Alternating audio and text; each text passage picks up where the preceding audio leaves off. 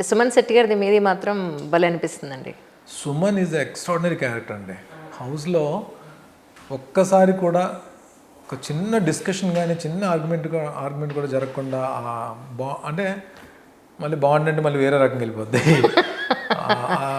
నిజంగానే ఒక సొంత తమ్ముడు హౌస్లో ఉంటే ఎలా ఉంటాడో అలాగా భరించాడు నన్ను. అంటే కొన్ని క్యారెక్టర్స్ మనకి భలే నచ్చుతాయండి. అంటే తను ఇండస్ట్రీలో కమెడియన్గా చాలా పాపులర్, చాలా మూవీస్ చేశాడు, చాలా లాంగ్వేజ్లో చేస్తాడు. బట్ నా దగ్గరకు వచ్చేటప్పుడు డే 1 నుంచి మా ఇద్దరిది ఒకటే బెడ్. ఓకే.